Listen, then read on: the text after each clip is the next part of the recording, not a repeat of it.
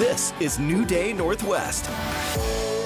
And welcome back to the show. Our next guest is a local country music artist who is making a name for himself by fusing classic country with the sounds of Seattle grunge. Aaron Crawford has played with artists like Leonard Skinner, Trace Atkins, and Darius Rucker. These days, you can catch him performing solo or backed by his band, highlighting the often overlooked country music scene in the Great Northwest. Here to perform his brand new song, Strings of This Guitar, live for the first time on our show. Please welcome Aaron Crawford.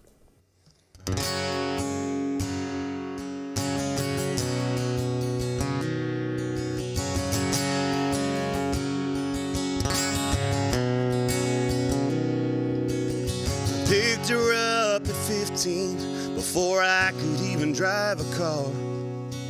Girlfriends came and good friends went, but she still got my heart. On my back with a leather strap, her hanging on a wall. She must be more than wire and wood, 'cause man, she's seen it all. She took me on a winding road that dreamers understand. My first and last, the better half of this one-man traveling band. My saving grace in a sea of faces are singing in an old dive bar.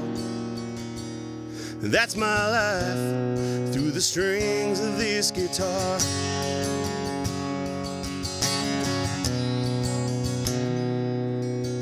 It's in Christmas morning, and baby's crawling around the case. Knows the chords to Whiskey River, and she can play Amazing Grace. Highs and lows, that's how it goes, and she's with me to the end. If there's a backyard bonfire sing-along, you always got a friend. She took me on a winding road that dreamers understand. My first and last, the better half of this one-man traveling band. My saving grace in a sea of faces are singing in an old dive bar. That's my life through the strings of this guitar. Whoa, that's my life through the strings of this guitar.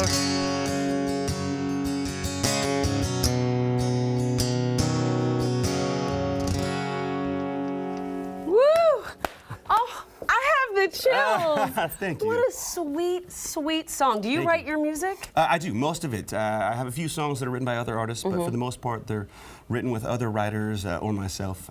You write that about your wife? No. So this song, I do write a lot of songs about my wife, I will say. Yes, yeah. But this song, I thought, I see so many things personal and professional. And wouldn't it be cool to talk about how my guitar has seen them? And so that's what this song is about, is seeing. Now, again, it's seen the first time I saw my wife. That's when we met, was me playing a show. And so it saw our first meeting and all those things, and our wedding and all those other cool things. But what a great idea to look at it through the strings of the guitar. I think that's phenomenal. You call yourself something, a term I have not heard, a country cascade artist, or Cascade Country artist. Yeah. What is that? So we looked at it, and there's Nashville, and then there's Texas, and they have kind of a red dirt music scene. And we thought, man, there's so many talented people here. What if we could really highlight that and showcase the talent that's here and give a name to it? And so it's kind of a production booking thing now that we just try and get it out there. I think it's great. I mean, it's true. I mean, there is country music, as y'all know, if you're a country music fan, is so regional. I mean, even Bakersfield, California has its own sound. Yeah, it's called the Bakersfield sound. So I think it's important that we do highlight the difference. What is the difference of that sound? Yeah, I think it has that, like, kind of the grunge, obviously. That's what we're known for up here. And maybe just a little less polished, maybe a little bit more rock to it. Yeah. And that's kind of what we aim for. Well, I think what it says is about the people who live here. We have a lot of grit. Yeah, absolutely. You know, and I think you have to Look at have the a weather lot this of morning. grit. This morning, we all had a lot of grit. But you know, that's what I'm thinking, is that it just seems that makes sense to me. How did you get into country music? So actually, I was just about to take a job as a worship pastor. That's what I went to school for.